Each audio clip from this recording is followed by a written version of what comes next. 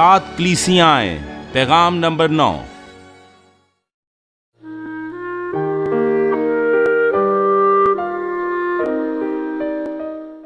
मुकाशफा 2 बाब 12 ता 17 आयत। और पुरगमन कलीसिया के फरिश्ता को ये लिख कि जिसके पास 2 धारी तेज तलवार है, वो फरमाता है कि मैं ये तो जानता हूं कि तू शैतान की तख्तगाह में सकूनत रखता है और मेरे नाम पर कायम रहता है, और जिन दिनों में मेरा वफादार शहीद इंतपास तुम में उस जगह कत्ल हुआ था जहां शैतान रहता है, उन दिनों में भी तूने मुझ पर ईमान रखने से इनकार नहीं किया। लेकिन मुझे चंद बातों की तुझसे शिकायत है, इसलिए कि तेरे यहाँ बाज लोग बलाम की तालीम मानने वाले हैं, जिसने बलक को बनी इसराइल के सामने ठोकर खिलाने वाली चीज रखने की तालीम दी, यानी ये कि वो बुतों की कुर्बानियां खाएं और हरामकारी करें। चुनाचे तेरे यहाँ भी बाज लोग इस तरह निकलियों की तालीम मानने वाले हैं। पास तौबा कर, नहीं तो मैं तेरे पास जल्द आकर अपने मुंह की तलवार से उनके साथ लड़ूंगा। जिसके कान हो वो सुने कि रूह कलीसियाओं से क्या फरमाता है। जो गालिब आए मैं उसे पोशीदा मन में से दूंगा और एक सफेद पत्थर दूंगा।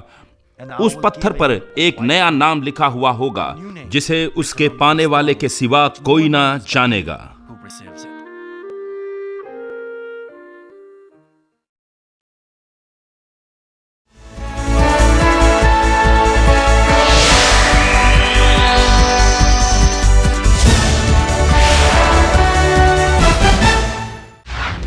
मॉन्यूमेंट सेंट्रल चर्च बहुत सी मकामी और बैन अल-अक़वामी कलीसियाओं पर मुश्तमिल है, जो कि दुनिया के बेशतर ममालिक जैसे कि Kenya, America, Canada, Japan, France, India, Philippine और होंडुरस में वाक़ हैं। रेवरेंड डॉक्टर जे रॉकली ने पूरी दुनिया के ममालिक में क्रूसेड्स किए हैं, जैसे कि Uganda, Kenya, Japan, Pakistan, Philippine, Honduras, India, रूस, जर्मनी, पेरू, कांगो और न्यूयॉर्क अमेरिका शामिल हैं।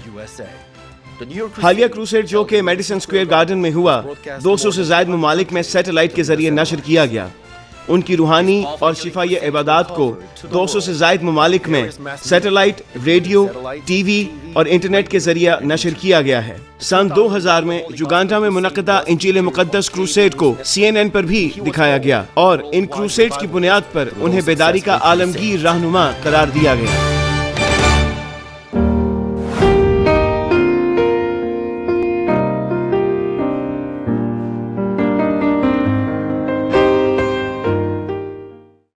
बलाम के वाक़ये से हमें कौन सा रूहानी सबक सीखने की जरूरत है?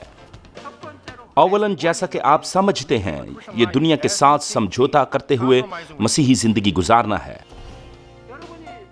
अगरचा ये मामूली बात है और ये सच्चाई को छोड़कर दुनिया से समझौता करना है, आप बिलाखिर इसमें फंस जाएंगे और शैतान इसके लिए आपको इल्जाम देगा। जो लोग खुदा के काम के लिए इस्तेमाल हुए, हम अक्सर देखते हैं कि जब वो जिस्मानी तौर पर दागदार होते हैं तो या तो दस्तबरदार या फिर खराब हो जाते हैं। और पुरगमन की कलीसिया में ऐसे लोग मौजूद थे। कुछ ऐसे लोग थे जिन्होंने अंतपास शहीद की गवाही देते हुए ईमान खोया नहीं बल्कि कायम रखा। इसके बरक्स ऐसे लोग भी थे जो बलाम की तालीम पर अमल करते थे और दुनिया पर भरोसा रखते थे। खुदा ने ना सिर्फ पुरगमन की कलीसिया के ऐसे लोगों की सख्ती से सरजनश की, बल्कि उनकी भी जो उन दिनों में बलाम के अमाल की पैरवी करते थे, और उसने उन्हें तौबा के लिए कहा।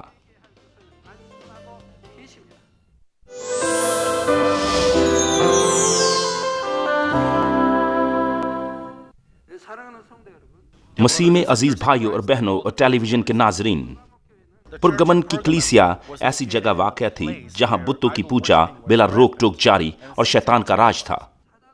मैंने वजाहत की है कि शैतान की सल्तनत से मुराद जहां शैतान का ठिकाना है, वहां बुतों और बादशाहों की पूजा के लिए इबादत खाने थे। पुरगमन का शहर शैतान ज़दा शहर था। अगरचा कलीसिया पुरगमन जैसे शहर में वाक़या थी और जहां ईमान बरकरार रखना आसान नहीं था, लेकिन उन्होंने अपना ईमान छोड़ा नहीं। वो यस्सु के नाम पर कायम रहने और फतह हासिल की।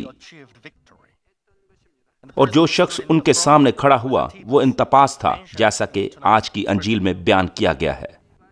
انجیل میں یسوع انتپاس کو میرا گواہ اور میرا وفادار کہتا ہے۔ یسوع کا وفادار گواہ وہ یسوع کی جانب سے ایسے پکارا گیا۔ ہم دیکھ سکتے ہیں اس کا ایمان ایسا تھا۔ اگر یسوع اسے وفادار شہید گواہ کہتا ہے تو اس کا مطلب ہے کہ اس کی وفاداری ظاہری اور جسمانی وفاداری نہیں تھی بلکہ روحانی وفاداری تھی۔ اس کا مطلب ہے کہ اس نے گناہوں کو ترک کیا، اپنے آپ کو فروتن کیا اور یسوع کے دل کے مشابہ ہوا، اور اسی وقت میں وہ یسوع کی گواہی کی ذمہ داری میں وفادار تھا، حالانکہ وہ ایک مشکل وقت تھا۔ خاص طور پر اس نے شیطان کی کمین گاہ جیسی جگہ پر بھی وفاداری سے انجیل کی منادی کی، وہ جگہ جو بتوں، گناہوں اور برائیوں سے بھری ہوئی تھی، اور آخرکار وہ شہید کی موت مرا۔ انتپاس کی شہادت سے متعلق ایک کہانی ہے۔ ایک رومن آفیسر نے انتپاس کو ایک بت کے سامنے کھڑا کر کے کہا، انتپاس، اس رومن شہنشاہ کے بت کے سامنے جھکو۔ تب انتپاس نے اس طرح جواب دیا کہ بادشاہوں کا بادشاہ اور خداوندوں کا خدا صرف یسوع مسیح ہے، میں یسوع مسیح کے سوا کسی کے سامنے نہیں جھکوں گا۔ تب وہ آفیسر بہت غصے میں آ گیا اور چلایا، انتپاس، کیا تم نہیں جانتے کہ تم پوری دنیا کے خلاف ہو؟ تب انتپاس نے کہا، میں تمام دنیا کے بتوں کے خلاف اعلان کرتا ہوں اور تصدیق کرتا ہوں کہ یسوع مسیح خداوندوں کا خداوند ہے۔ تب غصے میں آفیسر نے انتپاس کو پیتل کی جلتی ہوئی بھٹی میں ڈال کر ہلاک کر دیا، اور انتپاس شہید ہوا۔ مگر اس سخت اذیت اور مشکل وقت میں پرگمن کی کلیسیا نے اپنا ایمان برقرار رکھا۔ اس قسم کی سخت اذیت اور مشکل وقت میں آ کر ان میں ایمان ہو تو وہ اور زیادہ مضبوطی سے ایمان میں قائم رہتے ہیں۔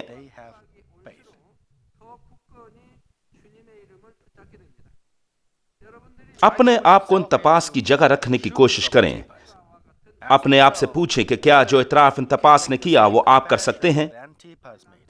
اور کیا آپ میں اتنا ایمان ہے کہ ایک شہید کی موت مر سکیں؟ وہ جو روح میں داخل ہو چکے ہیں یقیناً شہید کی موت مر سکتے ہیں اور کسی قسم کی ایذا رسانی پر بھی غالب آ سکتے ہیں۔ لیکن جو جسمانی ہیں، حالانکہ وہ سوچیں ایسی صورتحال میں وہ ایسا کر سکتے ہیں، وہ ایسا اعتراف نہیں کر سکتے۔ اس لیے جتنی جلدی ممکن ہو آپ کو روح میں آنا چاہیے۔ جب آپ روح میں آتے ہیں تو آپ اس ایمان کا مظاہرہ کر سکتے ہیں جو کسی بھی صورت میں تبدیل نہیں ہوتا۔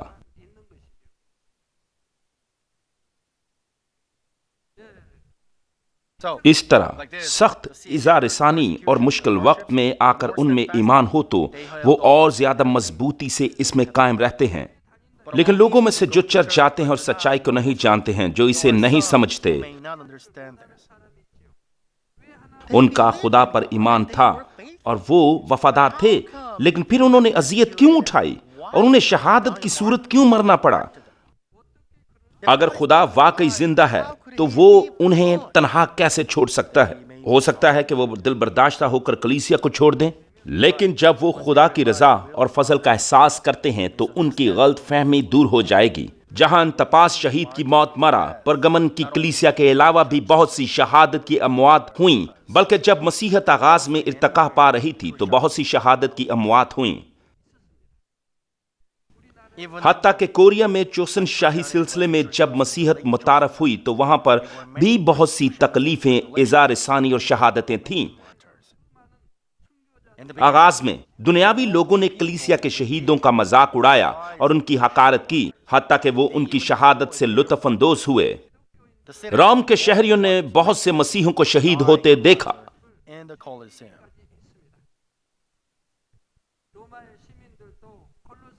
انہوں نے انہیں شہید ہوتے ہوئے دیکھا،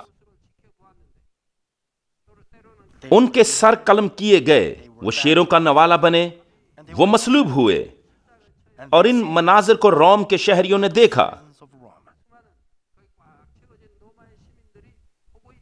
انہوں نے ان کو بے حد بے وقوف جانا. لیکن جلد ہی انہیں یہ عجیب لگنے لگا. مرتے وقت ان کے چہرے پر مسکراہٹ کیسے آ سکتی ہے؟ انہیں کون سی شے ایسا بناتی ہے؟ یسوع کون ہے جس کا یہ یقین کرتے ہیں؟ وہ اس طرح سے سوچنا شروع کرتے ہیں، تب وہ مسیحت میں دلچسپی لینا شروع کر دیتے ہیں، اور تب زیادہ سے زیادہ لوگ مسیحت کے بارے میں جاننا چاہتے ہیں. آخرکار بہت سے لوگ خداوند پر ایمان لے آئے، اور کنسٹنٹین سے شہنشاہ نے بھی مسیحت کو قبول کر لیا، اور یہاں تک کہ اس نے مسیحت کو سرکاری مذہب قرار دے دیا. یہ خدا کی حضوری ہے جسے انسان سمجھ نہیں پاتے.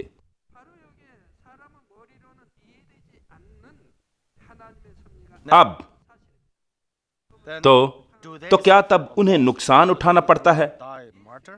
نہیں، کیونکہ وہ یسوع کے نام میں شہادت کی موت مرتے ہیں. وہ اچھی فردوس میں جاتے ہیں. کم از کم فردوس کی تیسری بادشاہت کا وعدہ ہے. اگر وہ خدا کے گھر میں وفادار رہتے ہیں تو تب وہ نئے یروشلم میں بھی جا سکتے ہیں. یہ کتنی بڑی برکت ہے. یہ شہادت کی موت سے الگ ہے. وہ خدا کے حقیقی فرزند کے طور پر انعام اور شناخت پائیں گے. یہ کتنی بڑی برکت ہے، کتنا جلال ہے. اس کے بغیر مسیحت سارے یورپ اور پوری دنیا میں اس تیزی سے نہ پھیل سکتی تھی، کیونکہ کوریا میں بھی ایمان کے بہت سے اجداد تھے جو شہادت کی موت مرے. آج مسیحت کم وقت میں 100 سال پہلے کی نسبت زیادہ مضبوطی سے فروغ پا سکتی ہے. مسیح میں عزیز بھائی اور بہنوں، کیا آپ سوچتے ہیں کہ وہ جو مسیحی زندگی گزارتے ہوئے مضبوط دکھائی دیتا ہے، شہادت کی تکلیف اور موت کے خوف میں ایمان برقرار رکھ سکتا ہے؟ میں نے بہت سے معاملات میں ایمانداروں کو ہسپتال جاتے اور آپریشن کرواتے دیکھا ہے، اور ان کا کام صحیح نہیں ہوتا. کچھ آنکھ کا آپریشن کرواتے ہیں اور بینائی کھو دیتے ہیں. کچھ کینسر کا آپریشن کرواتے ہیں، لیکن اس کی تکلیف دوبارہ ہونے کے بعد کچھ نہیں پکڑ پاتے. اور وہ خدا پر ایمان رکھتے تو انہیں کچھ بھی نہ ہوتا، لیکن انہوں نے ایمان نہیں رکھا اور دنیا پر بھروسہ کیا، اور ان کی توقع کے مطابق کام نہ ہو سکا. مجھے اس کے لیے افسوس ہوتا ہے. اس لیے آپ کو ہر روز اچھی مسیحی زندگی گزارنی ہے، اور آپ میں ایمان ہونا چاہیے. پھر جب آپ بیمار ہوتے ہیں تو ایمان سے شفا پائیں گے. علاوہ ازیں، اگر آپ خدا کے کلام پر عمل کرتے ہیں تو یہ آپ کے ساتھ نہیں ہوگا.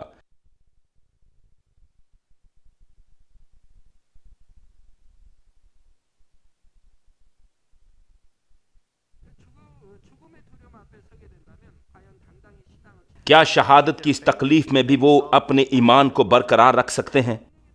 اگر وہ روح القدس کی قوت سے شہادت تک ایمان برقرار رکھتا ہے تو یہ اچھا ہوگا. لیکن حقیقت یہ ہے کہ ایسے آدمی کے لیے موت کے خطرے میں ایمان برقرار رکھنا آسان نہیں ہے. زیادہ موقع یہی ہے کہ وہ انتہائی صورتحال اور موت کے خطرے میں ایمان چھوڑ سکتا ہے، کیونکہ اس نے اپنے دل سے برائی کو نہیں نکالا ہے. جو لا تبدیل دل سے وفادار ہیں، صرف وہ زندگی کے خطرے میں ایمان برقرار رکھ سکتے ہیں. جب وہ برائی کو ترک کرتے ہیں تو اپنے ایمان کی خاطر شہادت اور پاکیزگی تک پہنچ سکتے ہیں. انتپاس بھی ایسا ہی شخص تھا. اس کی شہادت پرگمن کی کلیسیا کے لوگوں کے لیے ایک ایسی قوت بن گئی کہ وہ ایمان کی دوڑ اور یسوع کے نام کی خاطر کھڑے ہو گئے.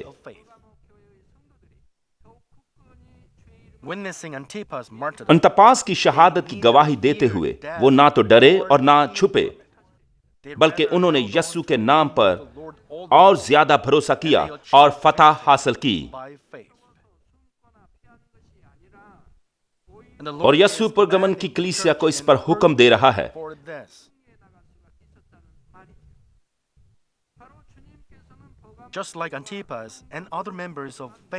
انتپاس اور پرگمن کی کلیسیا کے دوسرے ایمان کے ممبران کی طرح آپ بھی یسوع کے وفادار گواہ بن جائیں، جو کہ کلیسیا کو دائیں بائیں مڑے بغیر ہر قسم کی تکلیف اور اعزاء رسانی میں سنبھال سکتا ہے۔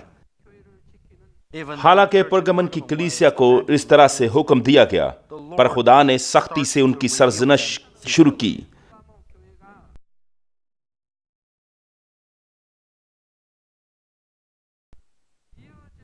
14 آیت میں وہ کہتا ہے، لیکن مجھے چند باتوں کی تجھ سے شکایت ہے، اس لیے کہ تیرے ہاں بعض لوگ بلعام کی تعلیم ماننے والے ہیں، جس نے بلق کو بنی اسرائیل کے سامنے ٹھوکر کھلانے والی چیز رکھنے کی تعلیم دی، یعنی کہ وہ بتوں کی قربانیاں کھائیں اور حرام کاری کریں۔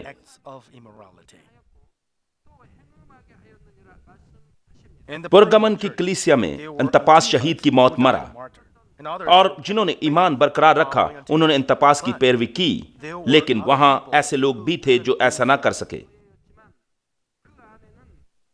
لیکن یسوع کہتا ہے کہ انہوں نے بلعام کی تعلیمات کو مانا اور اس نے سختی سے ان کے اعمال کی سرزنش کی۔ اس پیغام کو سنتے ہوئے آپ کو اپنے آپ کو جانچنا چاہیے کہ کیا آپ بھی انہی میں سے ہیں جو بلعام کی تعلیم کو مانتے ہیں یا بلعام کی تعلیمات کو سن رہے ہیں۔ آپ اپنے آپ کو جانچیں۔ اور وہ یہ بھی کہتا ہے کہ تیرے ہاں بعض نکیلیوں کی تعلیمات کو مانتے ہیں اور وہ انہیں سخت سرزنش کرتا ہے۔ مجھے امید ہے کہ واضح طور پر دیکھیں گے کہ بلعام کی تعلیمات کیا ہیں اور نکلیوں کی تعلیمات کیا ہیں۔ تو پھر وہ کون ہیں جو بلعام اور نکلیوں کی تعلیمات کو مانتے ہیں؟ اسے سمجھنے کے لیے ہمیں اسرائیلیوں اور بلعام کے درمیان رونما ہونے والے واقعے کا جائزہ لینا پڑے گا، جو کہ گنتی کی کتاب 22 اور 24 باب میں بیان کیا گیا ہے۔ بلعام بیور کا بیٹا تھا اور دریائے پتر کے کنارے رہتا اور خدا سے بات کر سکتا تھا، اور واضح الفاظ میں وہ جانتا تھا کہ خدا سے گفتگو کیسے کی جاتی ہے۔ ایک دن موآب کے بادشاہ بلق نے اس سے ایک درخواست کی۔ بلق نے بلعام کو کہا کہ اسرائیلیوں پر لعنت بھیج۔ بلعام ان دنوں پہلے سے بہت مشہور تھا اور دوسرے ممالک میں بھی جانا جاتا تھا، اس لیے وہ اس کے پاس آیا کہ وہ اسرائیلیوں پر لعنت بھیجے۔ موآب کے بادشاہ بلق نے سن رکھا تھا کہ خدا اسرائیلیوں کے ساتھ ہے، اور جب اس نے سنا کہ اسرائیلی اس کے ملک کی جانب آ رہے ہیں، وہ خوف زدہ ہو گیا۔ اس نے بلعام سے مدد مانگی۔ جب بلعام نے خدا سے اس کی مرضی پوچھی تو خدا نے کہا، ان کا ساتھ نہ دے، اور تجھے لوگوں پر لعنت نہیں کرنی چاہیے، کیونکہ ان پر برکت ہوئی ہے۔ کیونکہ ان پر برکت ہوئی ہے۔ اسرائیلی خدا کے چنے ہوئے لوگ ہیں، کیا وہ نہیں ہیں؟ یہ وہ لوگ ہیں جن پر برکت ہوئی ہے، اس لیے خدا نے اس سے کہا کہ ان کا ساتھ نہ دینا، ان کا ساتھ نہ دینا، ان لوگوں پر لعنت نہ کرنا، کیونکہ ان پر برکت ہوئی ہے۔ یہ حقیقی جواب ہے۔ خدا لا تبدیل خدا ہے۔ خدا ایک مرتبہ جواب دیتا ہے اور پھر وہی جواب ہوتا ہے۔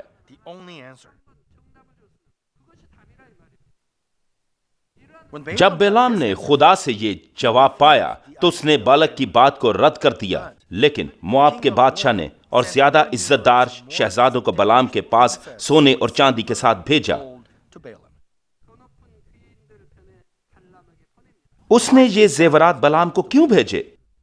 موآب کے بادشاہ نے اتنے زیادہ عزت دار شہزادے بلعام کے پاس سونے چاندی کے ساتھ کیوں بھیجے؟ اس سے وہ بلعام کا دل تبدیل کرنا چاہتا تھا، تاکہ سب کچھ موآب کے بادشاہ کی مرضی کے مطابق ہو۔ تب بلعام کو ان سے ملنے سے انکار کر دینا چاہیے تھا۔ اسے دوبارہ خدا سے اس کی مرضی نہیں پوچھنی چاہیے تھی۔ اور گنتی کی کتاب 22 باب اس کی 17 آیت میں وہ فرماتا ہے، کیونکہ میں نہایت اعلیٰ منصب پر تجھے ممتاز کروں گا اور جو کچھ تو مجھ سے کہے میں وہی کروں گا، سو تو آ جا اور میری خاطر ان لوگوں پر لعنت کر۔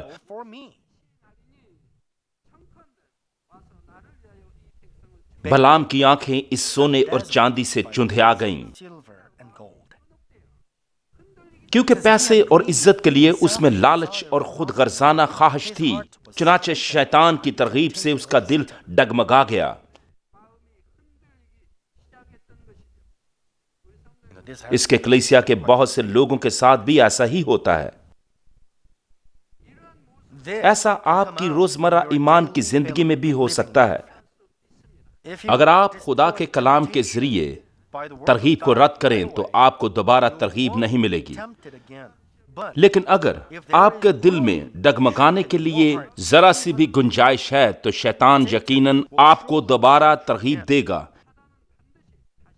اس لیے آپ کو باخبر ہونا چاہیے کہ اگر آپ امتحان میں کامیاب نہ ہوں تو ہو سکتا ہے کہ امتحان دوبارہ آئے۔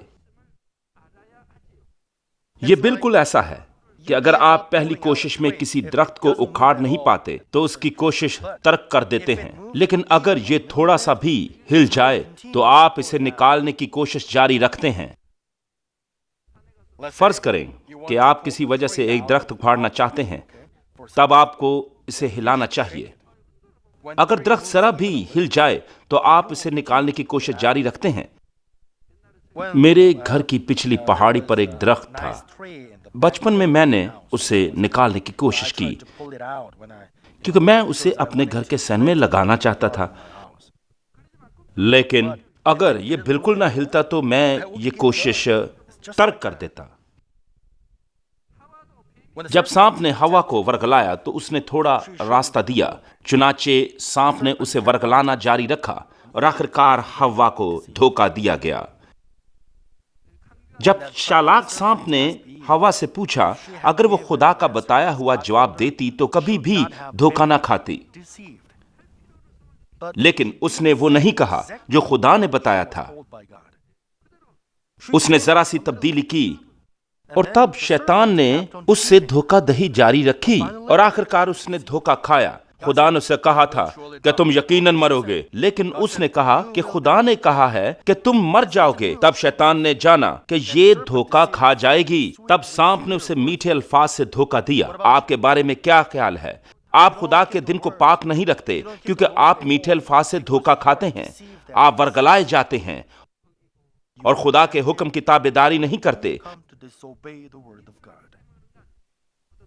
شیطان آپ پر الزام لگاتا ہے اور آپ امتحانات اور مشکلات سے گزرتے ہیں۔ آپ میں سے کتنے ہیں جو یہ اقدام کر رہے ہیں؟ کتنے ہیں؟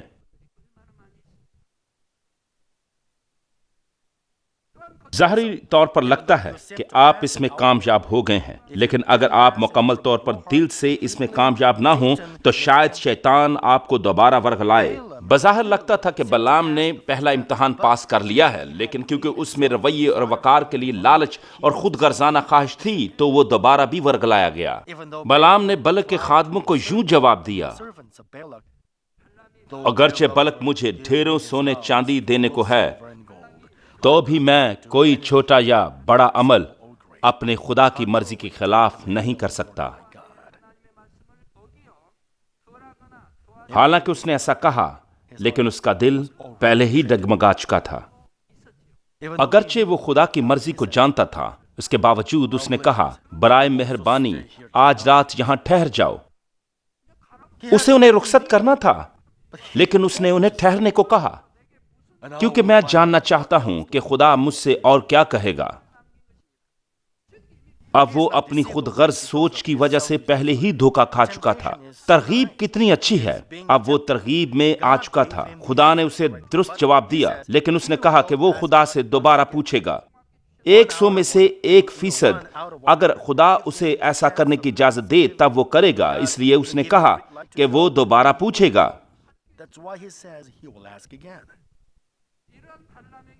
خدا رات کو بلعام کے پاس آیا اور اس سے کہا اگر وہ آدمی تجھے بلانے کے لیے آئیں تو اٹھ کر ان کے ساتھ چلے جانا، لیکن جو میں تم سے کہوں گا تم وہی کرنا۔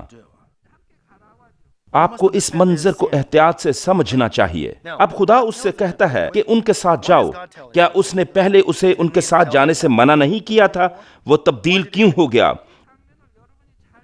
آپ کو اس قسم کی صورتحال کو اچھی طرح سے سمجھنا چاہیے، کیونکہ شاید آپ کو ایسے معاملات کو ختم کرنا ہو۔ جب میں آپ سے بات کرتا ہوں تو ایسا اکثر ہوتا ہے، میں آپ کو ایک جواب دیتا ہوں اس سے قطع نظر کہ آپ کا مسئلہ کیا ہے، لیکن کیونکہ جواب آپ کی سوچ کے مطابق نہیں ہے یا پھر آپ کی خود غرضانہ خواہش ہے اور لالچ ہے، آپ مجھ سے دوبارہ یہی سوال پوچھیں، اگرچہ میں آپ کو پہلے ہی جواب دے چکا ہوں، پھر میں ویسا ہی کرتا ہوں جیسا خدا نے کیا۔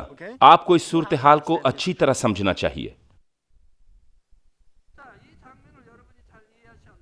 اگر آپ اسے جسمانی لحاظ سے سمجھیں تو شاید آپ کو خیال آئے کہ بلام بلک کے پاس خدا کی مرضی سے گیا، لیکن جب بلام نے پہلی مرتبہ خدا کی مرضی پوچھی تو خدا نے اسے واضح طور پر بتایا تھا،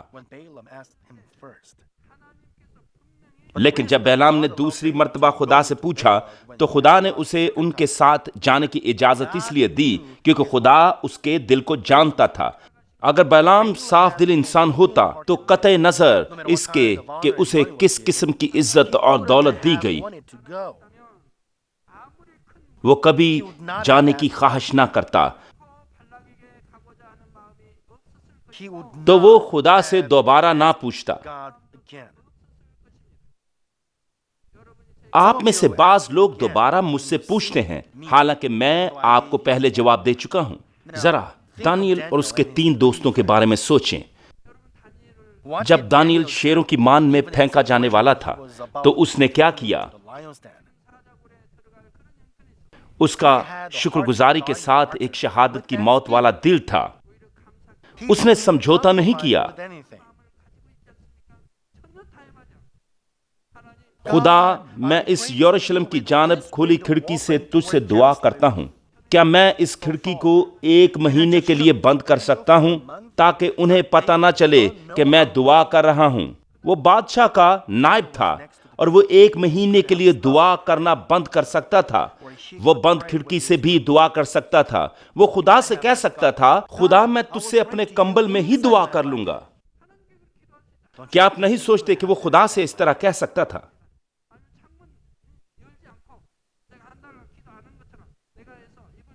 کیا آپ کو ایسا نہیں لگتا کہ دانیل خدا سے ایسا سوال کر سکتا تھا؟ لیکن دانیل نے ان سے سمجھوتا نہیں کیا، باوجود اس کے کہ وہ جانتا تھا کہ وہ شیروں کی خوراک بن جائے گا۔ اس نے بادشاہ کے حکم کو نہیں مانا اور اس نے ان سے سمجھوتا نہیں کیا۔ دانیل کی فردوس میں کس قدر زیادہ عزت ہوگی۔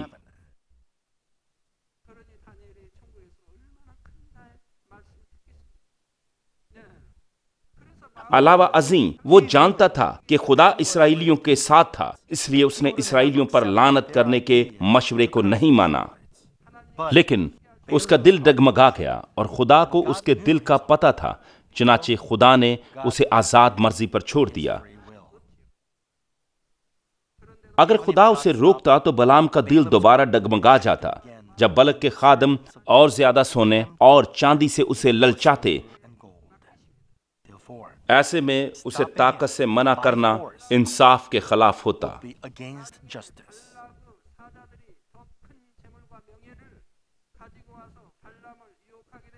اسے بذریعہ طاقت روکنا انصاف کے خلاف ہوتا۔ ٹھیک ہے؟ کیا آپ کو نہیں لگتا کہ اگر خدا ہر روح کو بچانا چاہے تو وہ ایسا کر سکتا ہے؟ جیسا کہ میں نے آپ کو پہلے بتایا کہ خدا آسمان میں آگ سے لکھ سکتا تھا، میں خداوند تمہارا خدا ہوں، میں خالق خدا ہوں۔ اگر تم میرے اکلوتے بیٹے یسوع مسیح کو نہیں مانتے تو تم جہنم میں جاؤ گے، جہنم میں جاؤ گے۔ تب لوگ کیا کہیں گے؟ وہ خدا کا خوف اور توبہ کریں گے، وہ خدا اور یسوع کو مانیں گے۔ لیکن یہ انصاف کے مطابق نہیں ہے، یہ انسانی کاشتکاری نہیں ہے۔ اگر خدا آپ کو اس طرح اپنے فرزند بناتا ہے تو اس کا کیا فائدہ ہے؟ آپ چھوٹے بچوں کو کچھ رقم دے کر کہتے ہیں کہ اب میں تمہارا باپ ہوں، مجھے باپ کہو، جو تم مانگو گے تمہیں دوں گا۔ تب وہ آپ کو باپ کہتے ہیں۔ تب کیا آپ خوش نہیں ہوتے؟ کیا یہ اچھا ہے؟ یہ ان کے سچے دل سے ہونا چاہیے، ٹھیک ہے نا؟ انہیں اپنے دل کے گہرائی سے آپ کو باپ کہنا چاہیے۔ کیا جب وہ پیسے لے کر آپ کو باپ کہتے ہیں تو آپ کو اچھا لگتا ہے؟ خدا باپ چاہتا ہے کہ ہم خدا پر دل کی گہرائی سے ایمان رکھیں، یسوع کو قبول کریں اور تبدیل ہوں۔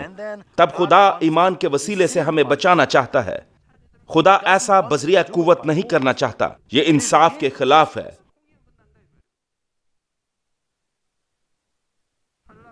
اگر خدا بذریعہ قوت جانے سے روکتا تو یہ انصاف کے خلاف ہوتا۔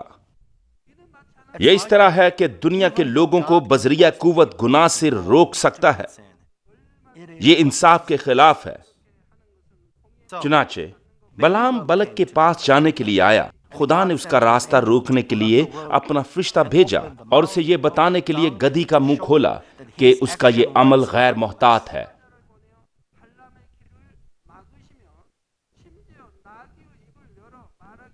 خدا کے فرشتہ نے بلعام سے کہا، ٹھہر، میں تجھ سے مزاحمت کرنے کو آیا ہوں، اس لیے کہ تیری چال میری نظر میں ٹیڑھی ہے۔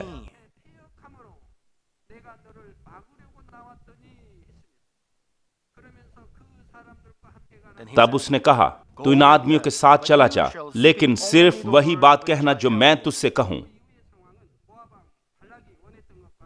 مواب کا بادشاہ بلک جو چاہتا تھا اس کے برخلاف ہو گیا، اور خدا نے بلعام کے ہونٹوں سے اسرائیل کو برکت کے کلمات دیے، اور یوں یہ واقعہ ختم ہوا۔ لیکن نئے عہد نامے میں اس واقعے کو دوسرا پطرس 2:15-16 آیت میں اس طرح بیان کرتا ہے، وہ سیدھی راہ چھوڑ کر گمراہ ہو گئے ہیں اور باور کے